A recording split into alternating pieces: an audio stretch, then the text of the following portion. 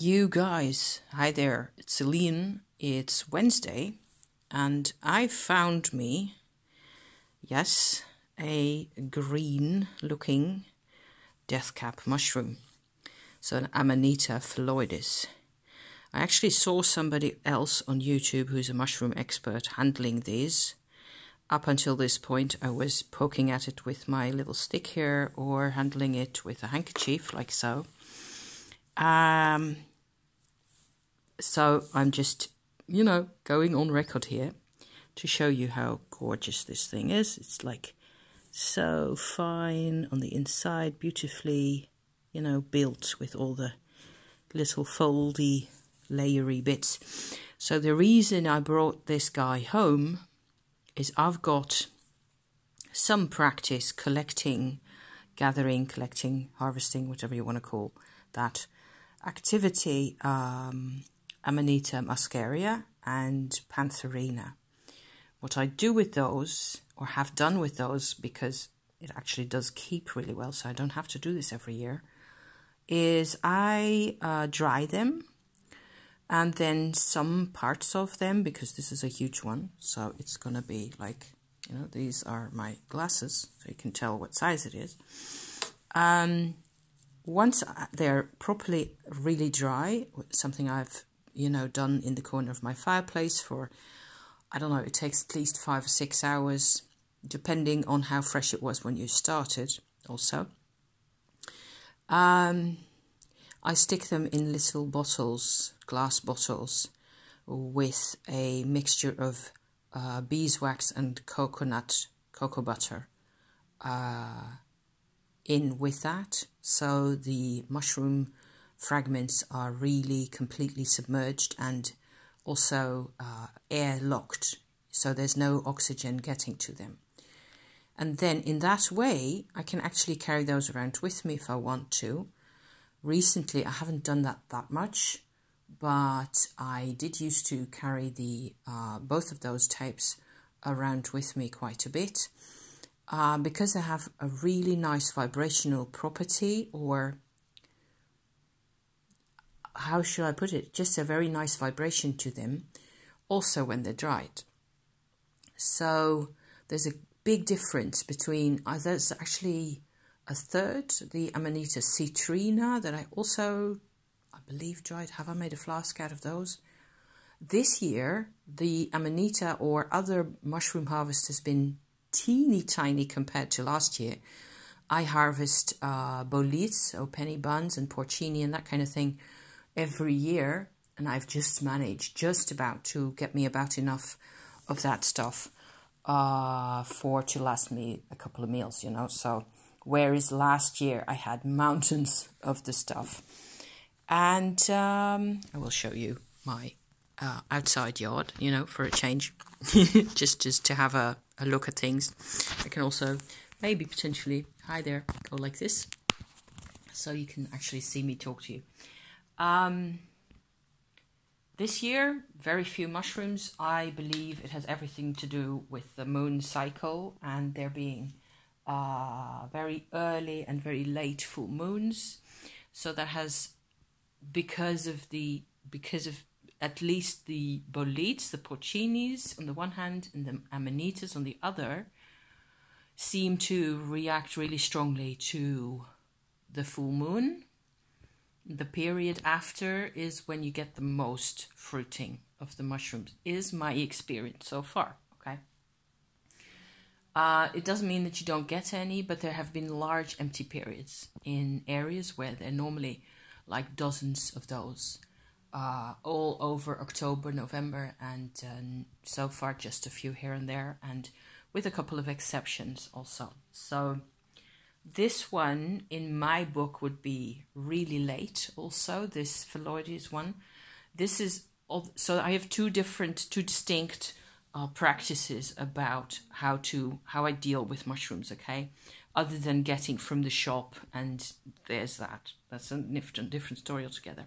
Wild mushrooms are of two kinds of interest for me. Boletes, penny buns, boletes, so pine boletes and those kinds that I can harvest actually to eat. Porcini, that I can eat or dry, depending. That's very common in Central Europe, particularly in the mountains. You'll find lots of people drying porcini all over the place in Switzerland, Austria, northern Italy. It's the most normal thing you can think of. And everybody who lives in the mountains in the Alps goes into the forests around, even starting in August, to harvest porcini for themselves and dry them. So completely normal. The other kind of activity is more specific to me, I think, where I use mushrooms, as I described just now, for my muscaria and the other kinds. Little bottles that I make that I should have brought to show you, but some of you will have seen that kind of thing before, where it's about the energy. So I don't need to eat this thing, okay? I don't need to eat this thing. I don't want to eat this thing. I'm not going to. Nobody's going to make me eat this thing ever because it doesn't have anything to do with that. However, if I hold my hand, I hope you can see what I'm doing here, like this over this mushroom, I can feel its vibe, its properties going into my energy field like that. And I must say, I was very curious about the Phalloides type, the, what's it called? The death cap. They're in Dutch. We use a name that is like Amanita with bulb, kind of a description for it. And there's a green and a white one, which is the death cap, and the Verosa, the white one, the other one of this kind that's also super poisonous and that you're not supposed to even handle. So I find if I just go like this with my hand over the top, or even if I just sit here, because I'm quite sensitive to all these vibrations, I've trained myself to be super vibration sensitive. I just pick up on this whole thing. So far, what I'm getting from this guy is beautiful. So you don't want this in your belly. But you can still communicate with it and pick up stuff from it. And the vibrations of the 4 so far, like citrina, muscaria, pantherina, that I've gotten to know really well, they're very different, all 3 of them, and this one is again very different. This is absolutely the most powerful that I've encountered so far. Citrina, I know least of all. They're smaller and actually quite lemon ice cream color. So not lemon, but lemon-ish yellow ice cream color, something like that. A dessert pudding, nice color, really. Completely harmless, not to eat either, I don't think. But I don't see why you would want that, because you want to eat things that actually taste good, like the porcini, for example, or smell good. Because I brought out some other. I'm going to turn you around again. So here we are, okay? Because I brought out my little mixture here. There's a comparison for you here if you want it. This is a little perfume mixture that I made. It is basically like 2/3 of this quantity that you see. It's 1 milliliter. It would be if it was full. So 2/3 of this quantity is pine oil. So actual essential oil from pine trees, okay?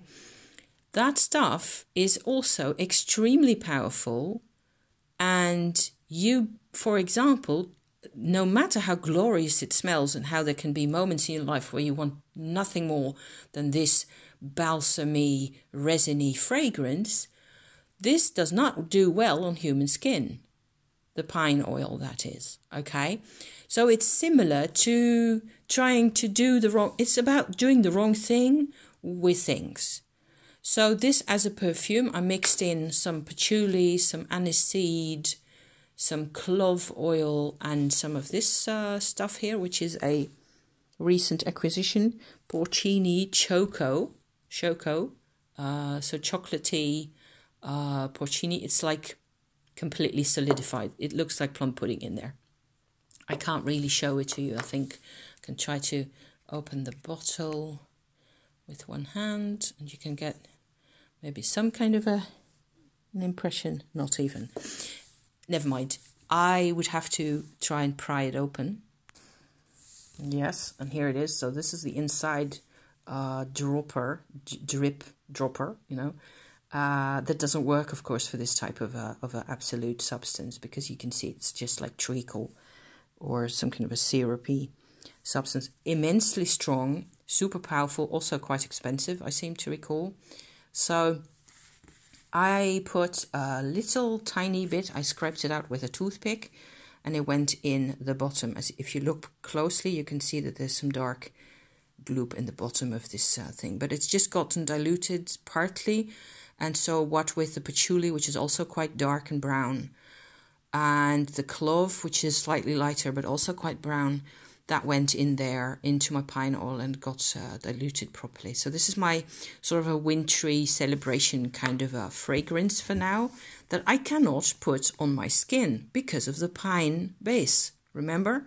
So I have to put this on a little handkerchief as much as I want of it, you know, and then put the handkerchief in my bra or in my pocket, and then I can have this gorgeous fragrance with me all day.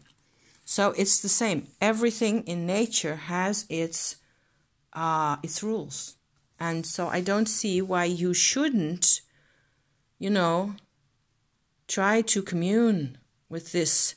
This is like a sky is the limit kind of a vibe. It's awesome. It's like it opens every node, the smallest chakras hidden behind my ears. I have no idea, in my armpits, everywhere.